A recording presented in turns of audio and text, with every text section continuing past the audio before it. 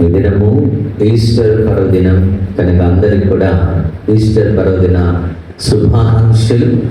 మీ కుటుంబాలకు మీకు దేవుని ఆశీర్వాదాలు, దేవుని సంతోష దీవెనలు మెండుగా కలగాలని కోరుకుంటున్నాను. మరి ప్రపంచమంతా కూడా పునరుద్ధాన పండుగ ఈస్టర్, యేసుక్రీస్తు ప్రభు గుడ్ ఫ్రైడే నాడు ఆయన శిలువ మరణం పొంది సమాధి చేయబడి, మరి ఈ దినమున 3వ దినం ఆయన పునరుద్ధానుడై ఆయన ఈ లోకంలో మరణమును జయించిన దేవుడైన ఏకైక సర్వోన్నతుడైన దేవుడు. ఆ దేవునిలో మరి ఈస్టర్ పర్వదినంగా ప్రపంచమంతా జరుపుకుంటుండగా మనందరం కూడా ఆయనలో దేవుని దీవెనలు కలగాలని కోరుకుంటూ దేవుని వాక్యంలోనికి మనము వెళదాం. ఫిలిప్పీలకు రాసిన పత్రిక 3వ అధ్యాయం 10-11 వచనాలు చదువుకొని వాక్యాన్ని ధ్యానం చేసుకున్నాం. ఏ భేదము చేతనైనను మృతులలో నుండి నాకు పునరుత్థానము కలుగవలెనని ఆయన మరణ విషయంలో సమానుభావం గలవాడనై ఆయన పునరుత్థాన బలమును ఎరుగు నిమిత్తమును ఆయన శ్రమలో పాలివాడనగుట ఎట్టిదో ఎరుగు నిమిత్తమును సమస్తమును నష్టపరుచుకొని వాటిని పెంటతో సమానముగా ఎంచుకొనుచున్నాను. ప్రార్థన చేసుకుందాం. కృపగలిగిన తండ్రి, సర్వాధికారైన దేవ, మీ మహోన్నతమైన పరిశుద్ధ నామమును బట్టి స్తుతులు తెలియపరచుకొని మేమందరము కలిసి వాక్యమును ధ్యానిస్తుండగా మాతో వాక్యములో నుండి మాట్లాడమని మీ కృపాహస్తాలకు అప్పగిస్తుండగా దీవించుమని క్రీస్తు ప్రభు వారి ఘననామంలో అడిగి వేడుకుంటున్నాము తండ్రి, ఆమేన్. పరిశుద్ధ దేవుని వందనాలు. అందరికీ యేసుక్రీస్తు ప్రభు నామంలో శుభాలు తెలియపరచుకుంటున్నా.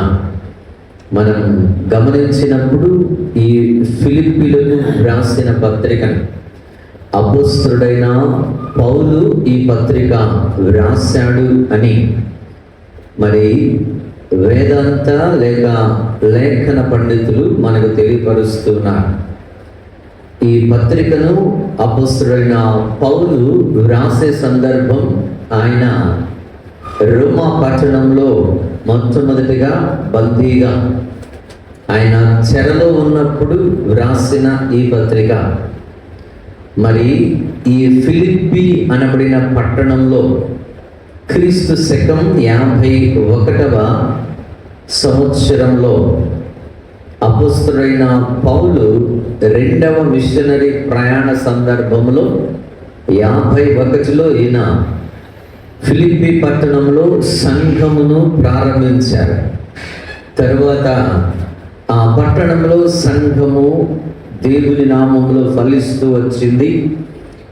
ఆ విషయంలో ఆత్మీయ జీవితంలోనూ అలాగనే మరణ పునరుత్థానములను గూర్చిన విషయాలను ఫిలిప్పీ పట్టణంలోని సంఘానికి పరిశుద్ధాత్మ దేవుడు వాటి వివరణలతో ఈ పత్రిక వ్రాయించాడు. అది క్రీస్తు శకం 60-62 సుమారుగా ఆ కాలంలో ఈ పత్రిక వ్రాసి ఉండవచ్చు అన్నదే అందులోని నమ్మకం. దానిని బట్టి మనం చదివిన ఫిలిప్పీలకు రాసిన పత్రికలో 3వ అధ్యాయము 10-11 వచనాలు చదివాం. అందులోని అంశాన్ని ఈ దినమున ధ్యానించడానికి మనము సిద్ధపడితే, మరి విక్టరీ ఓవర్ డెత్, మరణముపై విజయము అన్న అంశాన్ని ధ్యానించడానికి మనము సిద్ధపడదాం. మరణంపై విజయము అంటే మరి మరణించిన క్రీస్తు ప్రభువారిని గూర్చిన విషయం. మనమందరము గడిచిన శుక్రవారము గుడ్ ఫ్రైడేగా మనము ఆయన సన్నిధిలో క్రీస్తు ప్రభును సిలువ వేశారు. సిలువ వేసి ఆయన మరణించిన తదుపరి సమాధి చేయబడ్డాడు. మరి సమాధి చేయబడిన తరువాత ఆయన ముందుగానే ఆయన సెలవిచ్చిన ప్రకారము 3వ దినమున ఆయన లేస్తాను అని చెప్పాడు. దానిని మనం గమనిస్తే మత్తయి సువార్త 28వ అధ్యాయంలో 1-2 వచనాలు మనము చదివినప్పుడు క్రీస్తు ప్రభువారి యొక్క పునరుత్థాన దినమును గూర్చి, పునరుత్థానము యొక్క దేవుని శక్తిని గూర్చి అక్కడ వ్రాయబడి ఉంది. అందుకొరకే ఆ మాటలు మనం గమనిస్తే, విశ్రాంతి దినము గడిచిపోయిన తర్వాత ఆదివారమున తెల్లవారుచు ఉండగా మగ్దలేనే మరియయు వేరొక మరియయు సమాధిని చూడవచ్చిరి.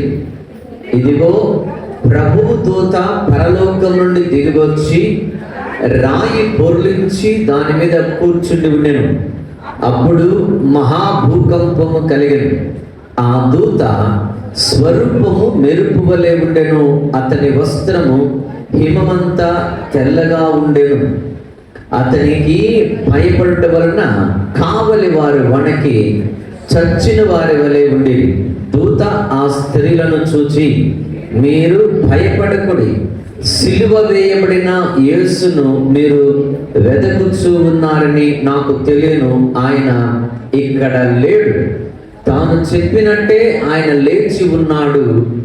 రండి, ప్రభు పండుకొనిన స్థలము చూచి త్వరగా వెళ్ళి ఆయన మృతుల్లో నుండి లేచి ఉన్నాడని ఆయన శిష్యులకు తెలియచేయుడి. చూడండి, యేసుక్రీస్తు ప్రభు తెలియపరచిన విధంగా మరణముపై విజయమును మనం అక్కడ చూడగలుగుతున్నాం. యేసుక్రీస్తు ప్రభును సమాధి చేశారు. ఆయన 3వ దినమున లేస్తాను అని సెలవిచ్చాడు. ఇశ్రాయేలీయులకు వారు 3వ దినము ఎలా లెక్క వచ్చింది అని మనం ఆలోచన చేస్తే, గుడ్ ఫ్రైడే రోజు సాయంత్రం గడిచిపోతే వారికి శనివారం వస్తుంది. అందుకే గుడ్ ఫ్రైడే లేక శుక్రవారము వాళ్ళు 1 గంట గడిచినా 1 రోజు లెక్క వేస్తారు. అందుకే అది 1 రోజు లెక్క. అలాగనే వారు శనివారము 1 రోజు, అలాగే వేకువజామున మరి పునరుత్థాన దినం కనుక 3వ రోజు. అది ఇశ్రాయేలు యొక్క లెక్కలోని విషయం. అందుని బట్టి మరి క్రీస్తు ప్రభు 3వ దినమున పునరుత్థాన దినమున తిరిగి లేచాడు. అందుకొరకే ఈ పునరుత్థాన పండుగను ప్రపంచమంతా జరుపుకుంటున్నారు. క్రీస్తు ప్రభు ఈ శపితమైన మరణకరమైన మానవ జీవితాలపైన దేవుడు మనకు విడుదల కలిగించడానికి ఆయన మరణమును జయించిన ఏకైక నిజమైన దేవుడై ఉన్నాడు. అందుకే ఆ మరణమును జయించిన క్రీస్తు ప్రభుని నీవు విశ్వసించి ఉన్నావు కనుక మరి దేవుని వాక్యంలో ఫిలిప్పీ పత్రికలో మనము ధ్యానిస్తున్నాం.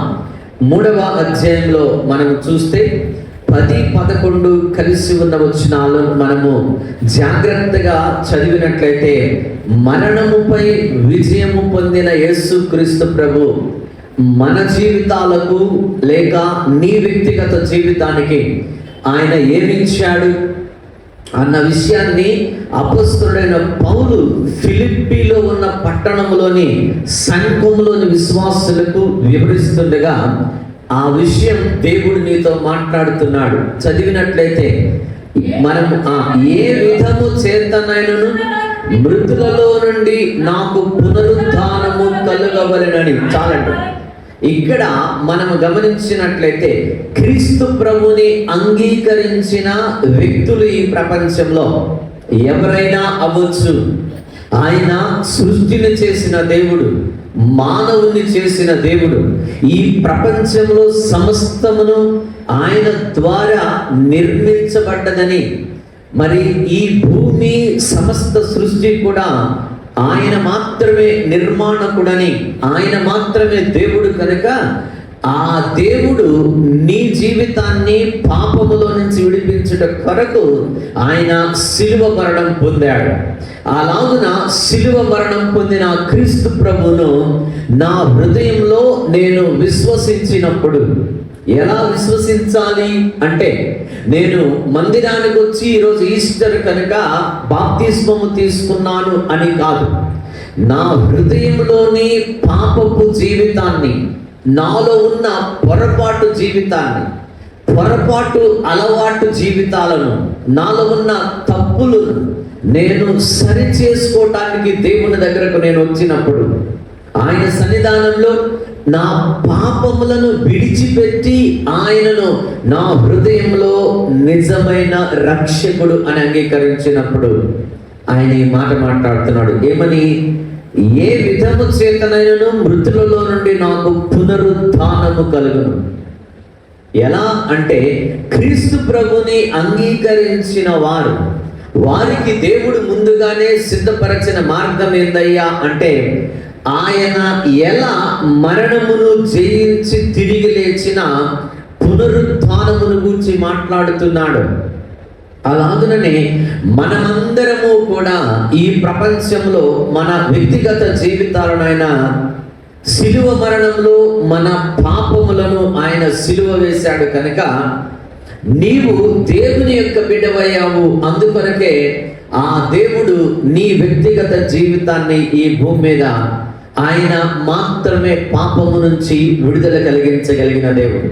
అలాగున విడిపించబడిన నీ పాపపు స్థితిలో నుంచి నీవు పునరుత్థానుడవుతున్నావు యేసుక్రీస్తు ప్రభులో. ఆ పునరుత్థానమే అనగా, నేను పాపములో మరణించి పాపపు స్థితిలో ఉన్న నా వ్యక్తిగత జీవితంలో నేను మరణించి తిరిగి పునరుత్థానుడనై లేచి ఆ క్రీస్తు ప్రభులో క్రొత్త జీవితాన్ని కలిగి ఉండటం కొరకు యేసుక్రీస్తు ప్రభు మరణమును జయించిన దేవుడై ఉంటున్నాడు.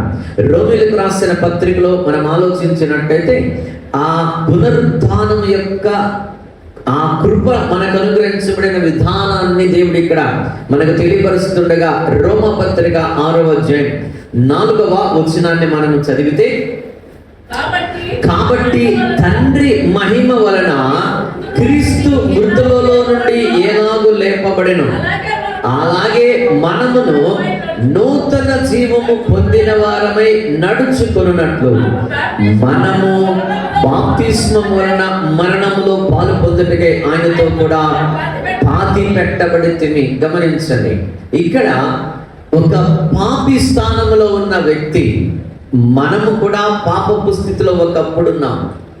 ఆ పాపపు స్థితిలో ఉన్న వ్యక్తుల యొక్క జీవితాన్ని గురించి దేవుడు వివరిస్తూ ఉండగా, నీ హృదయంలో నీవు ఆలోచించాల్సిన ప్రముఖమైన విషయాన్ని దేవుడు మనకు జ్ఞాపకం చేస్తున్నాడు.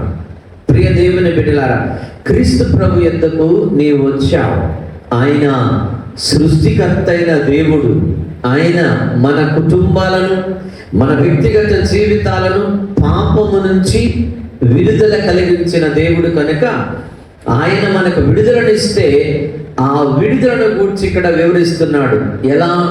మనం చదివిన రోమపత్రిక 6:4లో, కాబట్టి తండ్రి మహిమ వలన క్రీస్తు మృతులలో నుండి ఎలాగూ లేపబడెను అనగా, యేసుక్రీస్తు ప్రభుని సిలువ వేసిన తరువాత ఆయన మృతులలో నుండి ఎలాగూ లేపబడెను, ఆయన మరణించి తిరిగి లేచిన వారిలో ప్రథమ ఫలముగా యేసుక్రీస్తు ప్రభు ఈ ప్రపంచంలో పునరుత్థానము ఉంది అని చెప్పే దేవుడుగా, పునరుత్థానమును గూర్చిన వివరణ అనుగ్రహించడానికి ఆయన మనకు ఈ సాదృశ్యాన్ని మనకు వివరిస్తూ ఉన్నాడు. అందుకనికే మన జీవితాలలో ఆయన మృతులలో నుండి ఎలాగూ లేపబడెనో అలాగే నీ వ్యక్తిగత జీవితాన్ని దేవుడు ఇక్కడ మాట్లాడుతున్నాడు. ఏంటి అంటే, క్రీస్తు యొద్దకు వచ్చిన మనం, ఆయన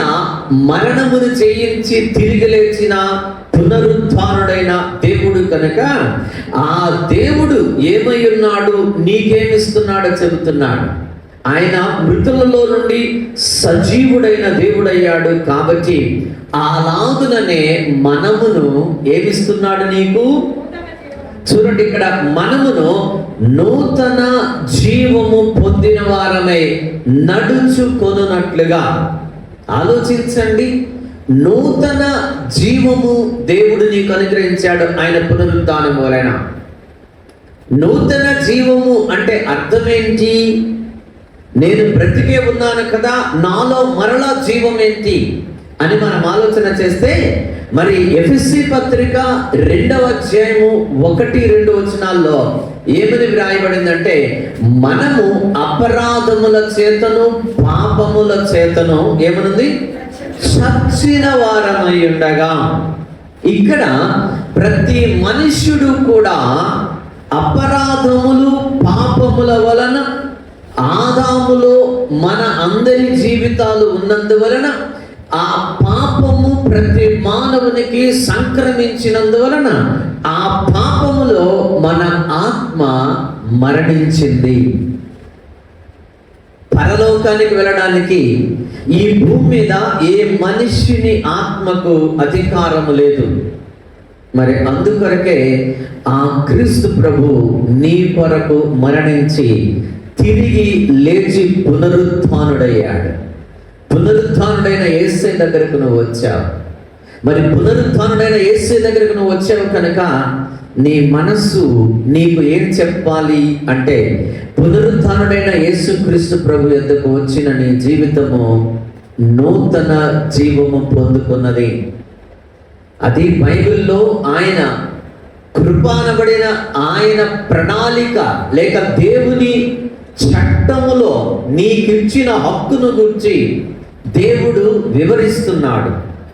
ఆ హక్కుని ఎవరైతే క్రీస్తు ప్రభు యొద్దకు వస్తారో వాళ్ళే పొందుకుంటారు కనుక మరి నీవు ఆలోచించాల్సిన ప్రాముఖ్యమైన విషయం ఇదే.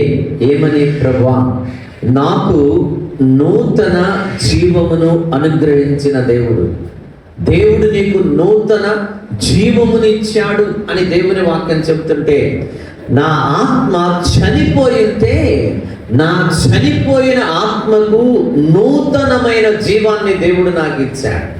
క్రొత్త జీవం నాకు అనుగ్రహించబడింది. ఆ క్రొత్త జీవమును నేను కలిగి ఉన్నాను అంటే మరి నీలో నూతనమైన బలం ఉండాలి కదా. క్రొత్త జీవాన్ని దేవుడు నాకు అనుగ్రహించాడని దేవుని వాక్యం సెలవిస్తుంటే, మరి క్రొత్త జీవమును పొందుకొనిన ప్రియమైన దేవుని బిడ్డవు నువ్వు. అందుకొరకే ఆ క్రీస్తు ప్రభు నీకు ఈ పునరుత్థాన దినమున ఆయన సన్నిధానములో చేరి ఉన్న నీకు ఆయన క్రొత్త జీవమును అనుగ్రహించి ఉన్నాడు. మరి ఎప్పుడైనా దేవుని సన్నిధిలో ఆలోచించావా? లేక ఎప్పుడైనా దేవుడు మరి మరణ స్థితిలో ఉన్న నా ఆత్మను ఆయన క్రొత్త జీవము చేత బ్రతికించాడు అని బ్రతికించబడిన నీ ఆత్మతో దేవుణ్ణి ఎప్పుడైనా ఆయన సన్నిధానంలో జ్ఞాపకం చేసుకొని, ప్రభువా, మరి ప్రపంచమంతా ఈరోజు ఈస్టర్ పర్వదినాన్ని జరుపుకుంటున్నారు. మరి ఆ పర్వదినమే ప్రతి మానవునికి నూతన జీవం ఇవ్వడానికి మరి నీవు మరణమును జయించావు ప్రభువా. శిలువ మరణాన్ని జయించావు.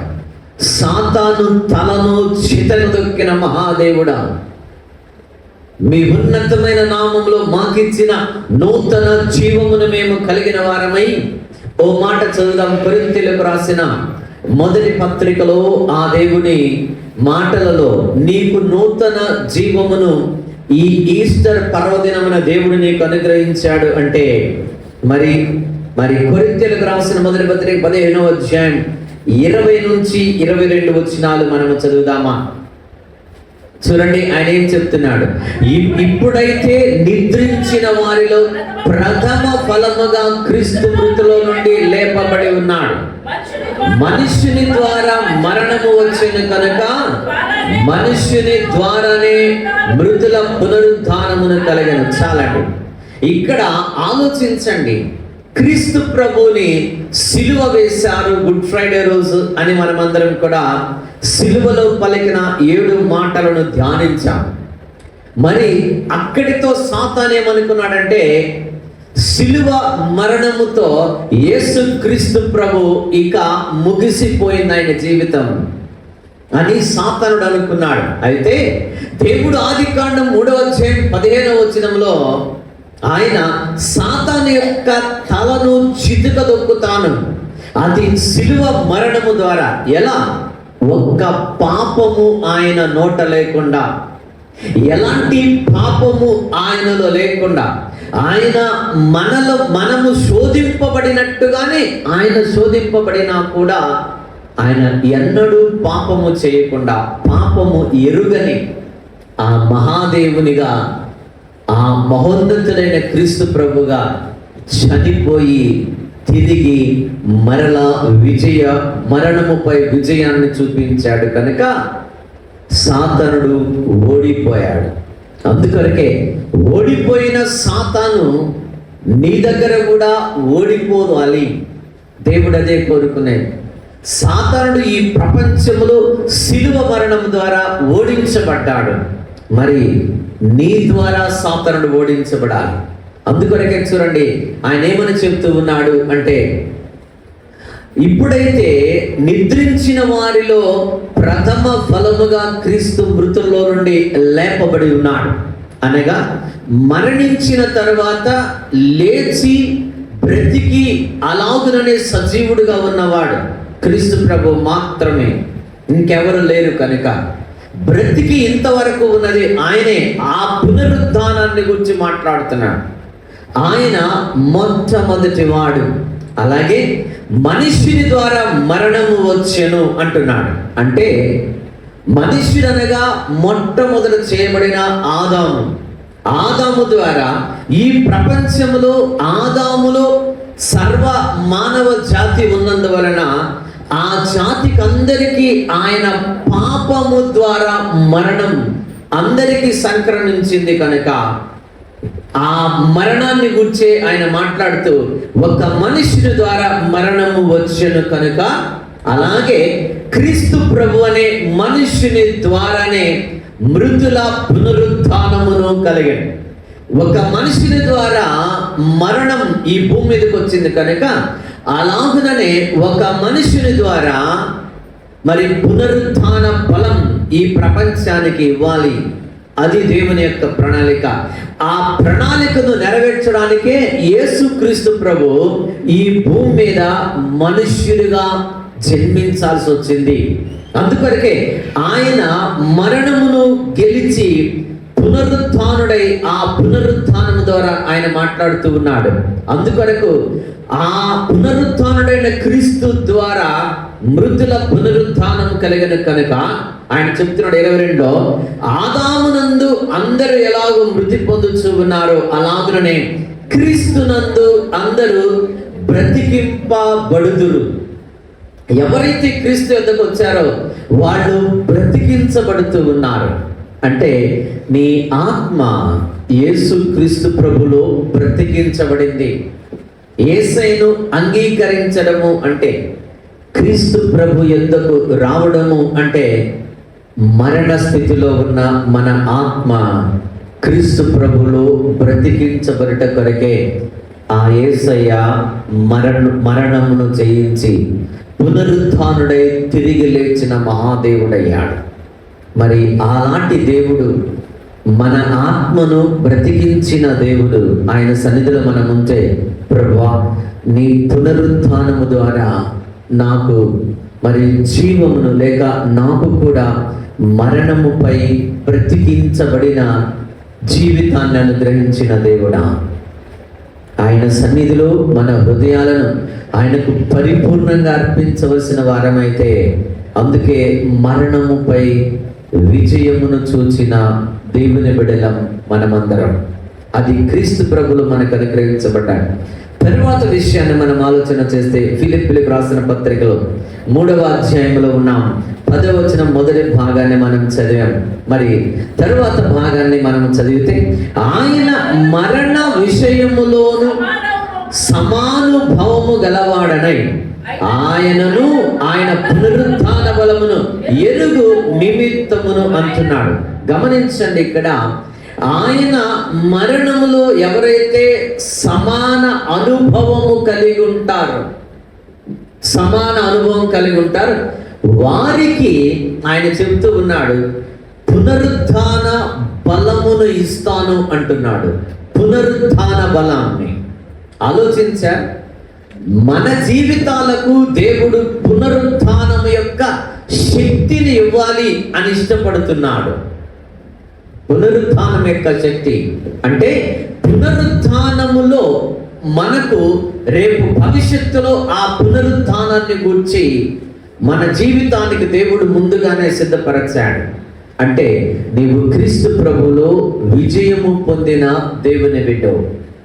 మరి విజయమును పొందిన దేవుని బిడ్డవైతే ఆ పునరుత్థాన శక్తి నీకు అనుగ్రహించబడింది అని దేవుడు చెప్తున్నాడు. నీలో ఆ శక్తి పనిచేస్తుందా? ఎప్పుడైనా ఆలోచించావా? పునరుత్థానం యొక్క శక్తి నీలో పనిచేస్తుందా? మరి ఈస్టర్ అని ప్రతి సంవత్సరం ఆయన సన్నిధిలో మనము గొప్పగా ఆయన మరణము జయించి లేచాడని పండుగ జరుపుకుంటున్నాం. మరి ఆ పండుగ జరుపుకుంటున్న నీ వ్యక్తిగత జీవిత విషయంలో, ఆ పండుగ జరుపుకుంటున్న పునరుత్థానం యొక్క పండుగ యొక్క దీవెనలో ఆ దేవుడు నీకు బలమునిచ్చాడు అని చెప్తున్నాడు. మరి ఎప్పుడైనా ఆ బలమును గురించి ఆలోచించావా? ఆ బలమేంటి అంటే, ఆ బలమేంటి అంటే శారీరక బలమును గూర్చి మాట్లాడటం లేదు. దేవుడిచ్చే బలం అది శరీరంపై పనిచేస్తుంది, నీలో ఉన్న ఆత్మపై పనిచేస్తుంది. ఆ దేవుడు నీ శరీరంపై పనిచేయగలిగిన బలమును, అలాగుననే నీ ఆత్మకు అనుగ్రహించిన బలమును నువ్వు గ్రహించలేకపోతున్నావు. మరి దేవుడు ఇక్కడ వ్రాసిన ఆ మాట అబద్ధం కాదు కదా. ఆ పరిశుద్ధుడైన దేవుడు నీ కొరకు మరణ పునరుద్ధానుడయ్యాడు అని దేవుని వాక్యము మనతో మాట్లాడుతుండగా, మరణ పునరుద్ధానం యొక్క బలమును చూశారు. ఇక్కడ ఆయన రాసిన మాట అదే, ఆయనను ఆయన పునరుద్ధానమును గురించి నేను తెలుసుకున్నవాడనైతే ఆ మరణము యొక్క ఆ మరణములో సహ అనుభవాన్ని కలిగిన వాడనవుతా. అంటే అర్థం ఏంటి? యేసుక్రీస్తు ప్రభువారి యొక్క శిలువ మరణములో సహ అనుభవము కలిగిన వాడను. అంటే నీవు కూడా నీ జీవితాన్ని, నీ శరీరాన్ని సిలువకు అప్పగించుకో అని చెప్పలా. అంటే నీవు కూడా నీ చేతులలో మేకులు కొట్టించుకో అని చెప్పట్లా. నువ్వు కూడా యేసుక్రీస్తు ప్రభువారు ఎలాగున కొరడా దెబ్బలు తిన్నాడు అలా తిను అని చెప్పట్లా. నేనేం చేయాలి అని చెప్తున్నాడు. ఆ పునరుత్థాన బలం ఆయన నాకు అనుగ్రహించినాడని నేను తెలుసుకుంటే నేనేం చేయాలి అంటే, ఆయన శ్రమలలో, అంటే ఎందుకొరకు ఆయన చనిపోయాడు, ఎందుకొరకు ఆయన శ్రమ పడ్డాడు, ఎందుకొరకు ఆయన శరీరము నలుగుగొట్టబడింది అనే విషయాన్ని ఆలోచిస్తే, నీ పాపము కొరకు కదా. ఈ ప్రపంచంలోని ప్రతి మానవుని యొక్క పాపము కొరకు ఆయన శరీరము నలుగుగొట్టబడిన ఆ శ్రమలో సహ అనుభవాన్ని నన్ను కలిగి ఉండమంటున్నాడే. అంటే ఏంది ప్రభా? అంటే ఈ ప్రపంచంలో క్రీస్తు కొరకు నీ జీవితాన్ని, క్రీస్తు కొరకు ఎన్ని ఇబ్బందులు వచ్చినా, ఎన్ని ఆటంకాలు వచ్చినా, ఎన్ని శ్రమలు వచ్చినా, ఎన్ని అవమానాలు వచ్చినా, ఆ క్రీస్తు కొరకు నువ్వు ఈ భూమి మీద సాక్షిగా నిలబడడం, అదే ఆయన శ్రమలో సహానుభవాన్ని కలిగిన వ్యక్తిని అవ్వడం. అంటే నిన్ను సిలువ ఎక్కు అని యేసే చెప్పలా. శ్రమలు వస్తాయి, కష్టాలు వస్తాయి, ఇబ్బందులు వస్తాయి. అనేక మార్లు ఏంటి క్రైస్తవ జీవితం? ఎందుకు ఈ క్రైస్తవంలో యథార్థంగా బ్రతికితే ఈ ప్రపంచంలో నాకు అవమానం వస్తుంది.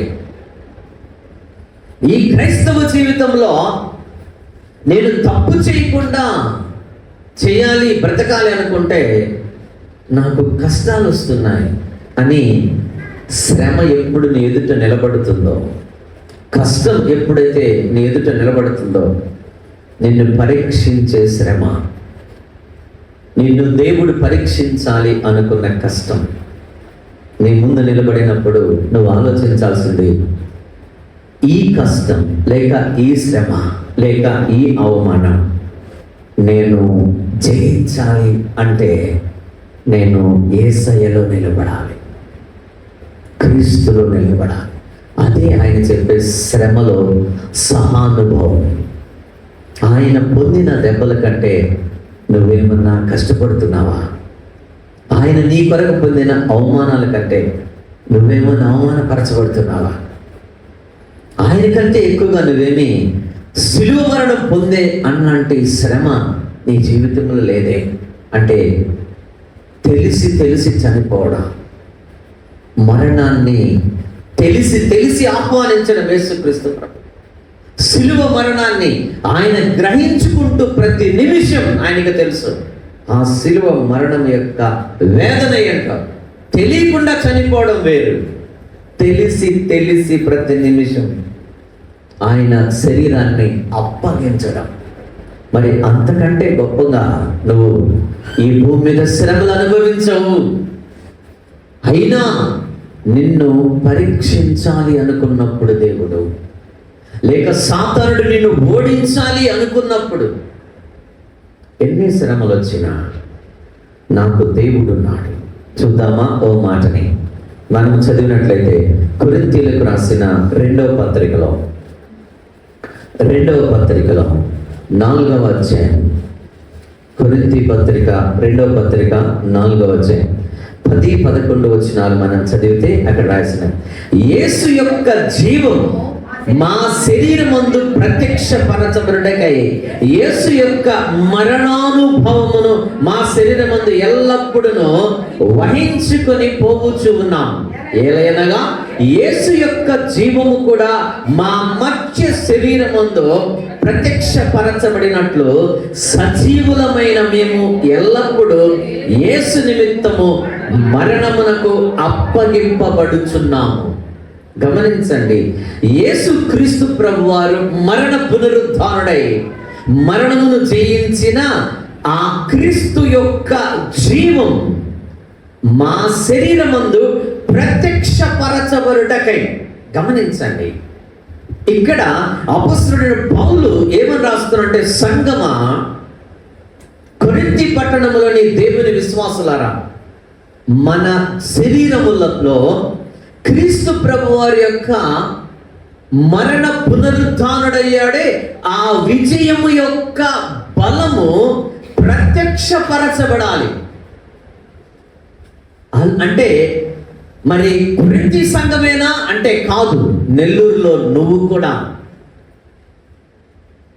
నీ జీవితంలో కూడా అదే చేయాలనుకుంటున్నాడు దేవుడు. అది ఎలాగో తెలుసా? నీ శరీరంలో ఆయన జీవము ప్రత్యక్షపరచబడాలి. అంటే అర్థమేంటో తెలుసా? ఈ శరీరము క్రీస్తు ప్రభు వారి చేతులకు నేను అప్పగించినప్పుడు, ఈ శరీరమును లేక నా జీవితాన్ని యేసుక్రీస్తు ప్రభు చేతులకు నేను అప్పగించినప్పుడు, ఈ శరీరమైనా ఈ శరీరంలోని ఆత్మైనా దేని మీదైనా సరే సాతానుడు ప్రయోగాలు చేయాలి అనుకున్నప్పుడు, సాతానుడు ఈ శరీరం మీద ప్రయోగం చేయాలి అనుకున్నప్పుడు, లేక ఈ ప్రపంచంలో ఈ శరీరం మీద ఏ ప్రయోగాన్ని చేయాలనుకున్న సాతానుడు, అంటే ఈ శరీరాన్ని ఓడించడానికి, ఈ శరీరం చేత పాపము చేయించాలి అనుకున్నా, లేక ఈ శరీరములో జబ్బిచ్చి శరీరము చేత నీ మనస్సుని ఓడించాలి అనుకున్నా, ఈ శరీరము అవమానాలు పొందేటట్టు సాతానుడు మన మనస్సుకు ఆ గాయాలను కలిగించడానికి వాడు ఈ ప్రపంచంలోని మనుషులను వాడుకున్నా, అది ఏదైనా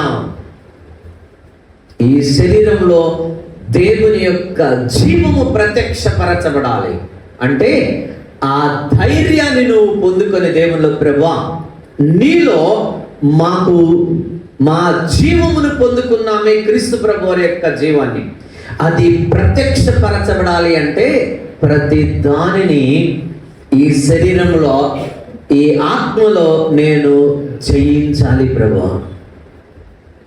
అది ఏదైనా ఆలోచించారా?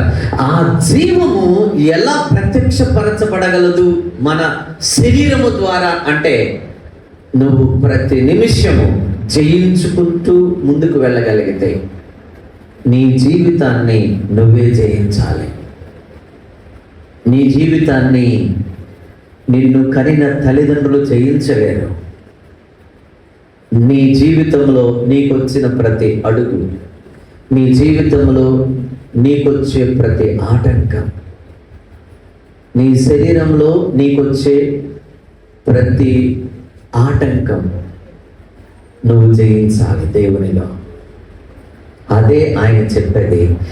ఆయన మన శరీరంలో ప్రత్యక్షపరచబడుటకై, అక్కడ రాసిన మాట, మన శరీరం, మా శరీరం, యేసు యొక్క జీవం మా శరీరమందు ప్రత్యక్షపరచబడుటకై యేసు యొక్క మరణానుభవమును మా శరీరమందు ఎల్లప్పుడూ సహించుకొని పోచున్నాం. యేసయ్య మన కొరకు మరణించాడు. ఆ మరణం యొక్క సహానుభవం అంటే ఎన్ని శ్రమలు వచ్చినా ఆ శ్రమలు, యేసుక్రీస్తు ప్రభు నా కొరకు ఆయన అనుభవించిన శ్రమల గుండా ఆయన వెళ్ళాడే నా కొరకు. అలాగే నేను కూడా క్రీస్తులో అలా నిలబడాలి. రోమీయులకు రాసిన పత్రిక 8వ అధ్యాయం 8-11 మనం చదివితే ఆయన చెబుతూ ఉన్నాడు, మృతులలో నుండి యేసును లేపిన వాని ఆత్మ. చూడండి ఎంత క్లారిటీ ఇస్తున్నాడు దేవుడు. క్రీస్తు ప్రభుని మృతులలో నుండి లేపిన పరిశుద్ధాత్మ దేవుని యొక్క శక్తి. ఆ విషయం ఆయన మాట్లాడుతూ, ఆ దేవుడు, ఆ పరిశుద్ధాత్ముడు మీలో నివసించిన ఎడల, ఎవరిలో అంటే పునరుత్థాన బలమును జీవమును పొందుకొనిన నీలో. ఆలోచించుకో ప్రభువా, ఆ జీవాన్ని పొందుకోవడం అంటే క్రీస్తులో ఉన్న జీవమును పొందుకున్న క్రైస్తవులం. పునరుద్ధానము అంటే క్రీస్తు ప్రభు మరణాన్ని జయించి లేచిన ఈ ఈస్టర్ పర్వదినాన్ని మనమందరము జరుపుకుంటున్నాము. అంటే ఈ ఈస్టర్ పర్వదినమున క్రీస్తు ప్రభు ద్వారా నీకు అనుగ్రహించబడిన ఆ జీవము యొక్క శక్తి, ఆ జీవం యొక్క శక్తిని నువ్వు కలిగి ఉన్నావు అని దేవుడు ఇక్కడ చెప్తుంటే ఆయన ఇక్కడ మళ్ళా చెప్తున్నాడు ఏమని, మీలో నివసించినడల. ఎవరు అంటే పరిశుద్ధాత్మ దేవుడు నీలో నివసిస్తూ ఉంటే ఆయన చెప్తున్నాడు, మృతులలో నుండి క్రీస్తు యేసును లేపిన వాడు చావునకు లోనైన మరణానికి, నరకానికి లోనైన నీ శరీరాన్ని గురించి మాట్లాడుతూ ఉన్నాడు. నీ శరీరము మరణమునకు అప్పగించబడుతుంది. ఏ మరణం? నరకము అనే మరణానికి అప్పగించబడుతుంది. కనుక ఆ చావునకు లోనైన మీ శరీరములను కూడా మీలో నివసించి ఉన్న తన ఆత్మ ద్వారా ఏం చేయగలడంట దేవుడు? జీవింప చేయగలడు. అదే దేవుడు చెప్పే మాట. ఈ శరీరము చచ్చిపోతే దీనిని బ్రతికించి పరలోకానికి తీసుకెళ్ళగలిగిన జీవమునిచ్చేది పరిశుద్ధాత్మ దేవుని యొక్క శక్తి. మరి అందుకొరకు ఆయన ఏమంటున్నాడంటే, మీలో నివసించుచు ఉన్నా, మీలో ఆత్మదేవుడు నివసించిన ఎడల. అందుకే ఇక్కడ 9లో దేవుని ఆత్మ, అక్కడే 8:9లో దేవుని ఆత్మ మీలో నివసించి ఉన్న ఎడల, అదే కంటిన్యూషన్ కింద ఎవడైనాను క్రీస్తు ఆత్మ లేనివాడైతే వాడు ఆయన వాడు కాదు. అంటే అర్థం ఏంటో తెలుసా?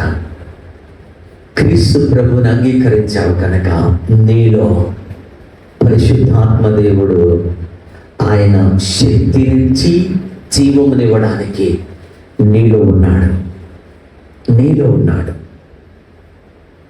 ఎన్ని వచనాలో దేవుడు నీలో ఉన్నాడు. పరిశుద్ధాత్మ దేవుడు నీలో ఉన్నాడు. నీలో ఉన్నా కూడా మరలా పరిశుద్ధాత్మ దేవుని పొందుకోవడం అనే రాంగ్ డాక్ట్రిన్ నిన్ను, నీ మనస్సుని గలిబిలి చేస్తూనే ఉంటుంది. పరిశుద్ధాత్మ దేవుడు మనతో ఉన్నాడు.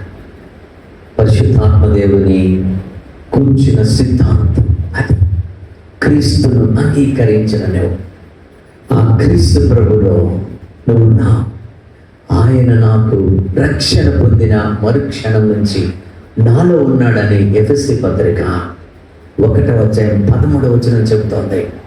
నేను రక్షణ సువార్తను ఎప్పుడైతే విన్నానో ఆ వినిన మరుక్షణం నా హృదయాన్ని యేసయ్యకి ఇచ్చాను, నా పాపాలు విడిచిపెట్టాను, నా తప్పులు ఒప్పుకున్నాను. ఆ రోజు నుంచి పరిశుద్ధాత్మ దేవుడు నన్ను ముద్రించి ఆయన నా తప్పులను ఒప్పిస్తూ ఉంటాడు. అంటే ఆ మరుక్షణం నుంచి ఆ పరిశుద్ధాత్మ దేవుడు నాలో ఉన్నాడు, నీలో ఉన్నాడు. అలాంటి దేవుడు నీలో ఉండి ఆయన పని చేయడం లేదా? ఆయన పని చేయకుండా నీ తప్పులు నీకు ఆటంకంగా ఉన్నాయా? నీ పొరపాట్లు నీకు ఆటంకంగా ఉన్నాయేమో ఆలోచించు.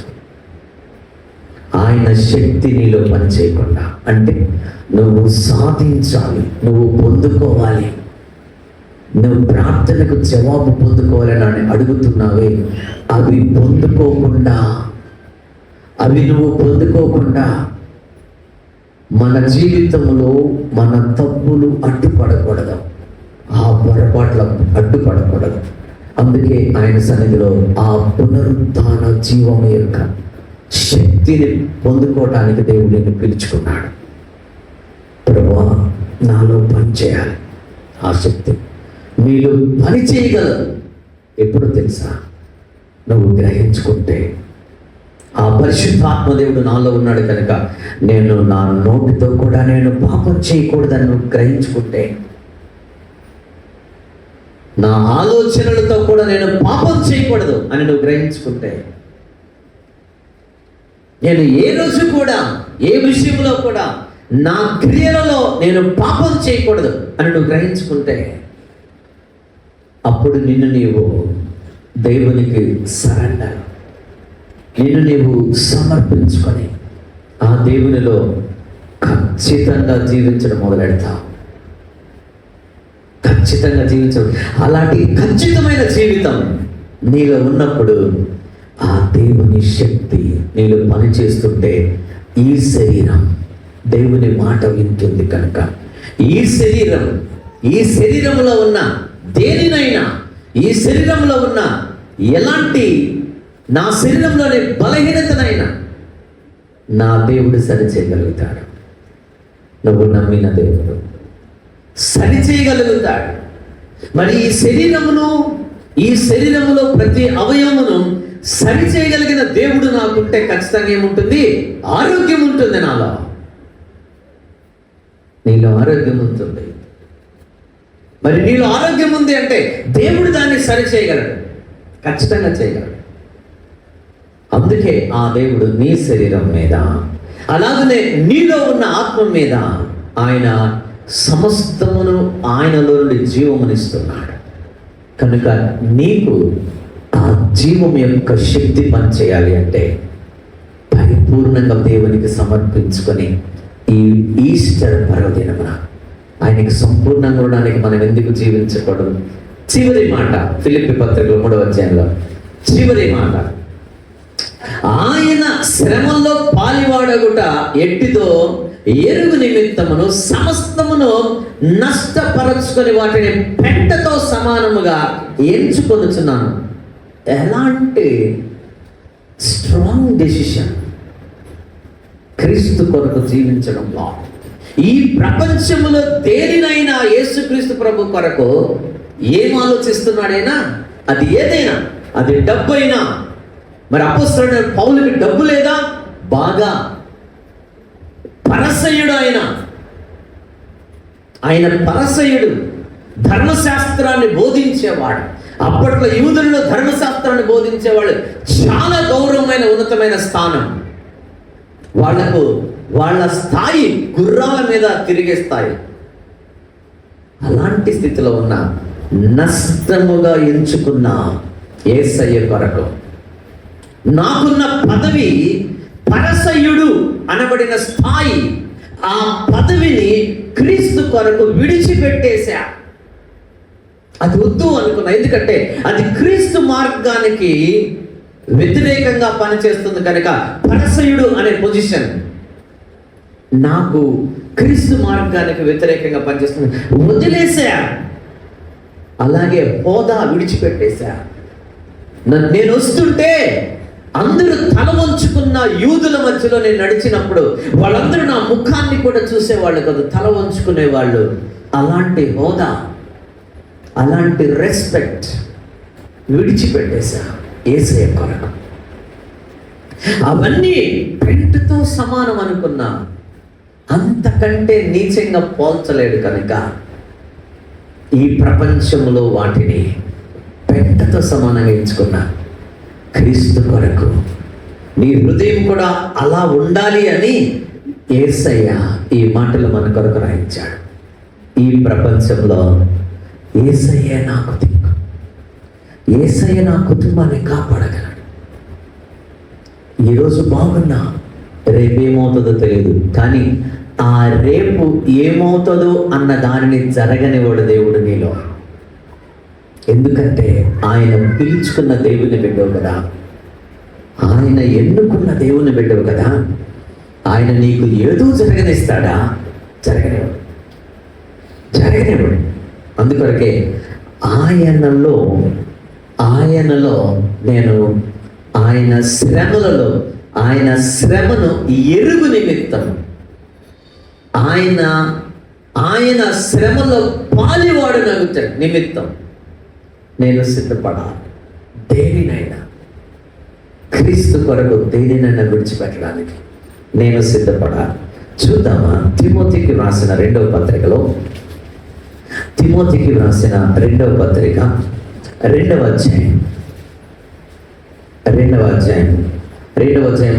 నుంచి చదివితే మాటలు మనం గమనించవచ్చు. ఈ మాట నమ్మదగినది. అది ఏమనగా, మనము ఆయనతో కూడా చనిపోయిన వారమైతే ఆయనతో కూడా బ్రతుకుదుము, సహించిన వారమైతే ఆయనతో కూడా ఏలుదుము. ఆయనను ఎరుగము అంటే మనలను ఆయన ఎరుగను అనును. మనము నమ్మదగని వారమైనను ఆయన నమ్మదగిన వాడుగా ఉండును. ఆయన తన స్వభావమునకు విరోధముగా ఏది చేయలేడు. సరే, ఇక్కడ క్రీస్తు ప్రభువులో మనం ఉన్నప్పుడు ఆయన చెప్తూ ఉన్న మాట, సహించిన వారము మనమైతే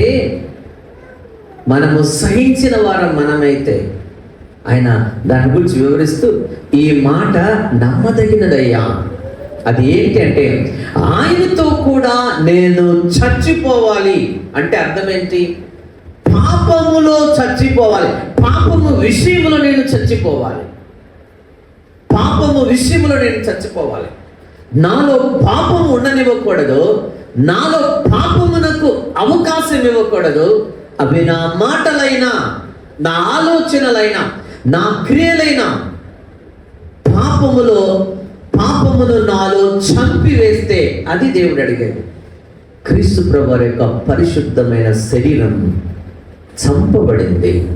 యేసయ్య నీ శరీరాన్ని చంపే నా కొరకు అన్నట్ల ఆయన అడిగేది నీలో ఉన్న క్యారెక్టర్, నీలో ఉన్న పాపము అనే క్యారెక్టర్ని చెప్పగలిగితే ఆయన ఏం చెప్తున్నాడు చూడండి, మనం ఆయనతో కూడా చనిపోయిన వారమైతే, అనగా నాలో ఉన్న పాపమును నేను చంపగలిగితే బ్రతుకుతా, యేసయ్యలో జీవం పొందుకొని బ్రతుకుతా. అదే ఆయన చెప్పాడు. మరి ఆ క్రీస్తు ప్రభులో నేను జీవము కలిగి బ్రతుకుతుంటే ఆయన చెబుతున్నాడు, ఆయన నన్ను, నా జీవితాన్ని పరలోకంలో నా బిడ్డ అని చెప్తాడు. వీళ్ళు నా బిడ్డ అని చెప్తాడు. ఆయన చూడండి ఎంత సూటిగా మాట్లాడతాడు. ఆయనను ఎరుగము అంటే మనలను కూడా ఆయన ఏమంటాడంట, ఎరుగను అని చెప్తాడంట. ఆ యేసయ్య మనము ఎరుగము, ఆ యేసయ్యనంటే మనలను కూడా ఆయన ఎరుగము అని చెప్తాడు. అందుకే ఆయన మనస్సు ఎంత సున్నితమైనదో. నిన్ను పిలుచుకున్న దేవుడు, ఆయన నమ్మదగిన దేవుడు. నీ కుటుంబమును, నీ వ్యక్తిగత జీవితాన్ని నడిపించగలిగిన దేవుడు. అందుకే ఈస్టర్ పర్వదినం మరణముపై విజయం సాధించిన మహాదేవుడు పునరుద్ధానుడయ్యాడు. ఆ పునరుద్ధానమును నీకు ఇచ్చాడు. తర్వాత ఆయన పునరుద్ధాన బలమును నీకు ఇచ్చాడు. ఆయనలో నేనుంటే నా బిడ్డ అని చెప్తున్నాడు. ఇంతకంటే మన జీవితాల్లో ఏం కావాలి? ప్రతి విషయంలో నీకు సాయం చేయగలిగిన దేవుడు ఉన్నాడు, ఏ విషయంలోనైనా. కానీ నువ్వు అడగగలిగితే, నిన్ను నీవు సమర్పించుకోగలిగితే ఏమైనా నీ కొరకు చేయగలవు.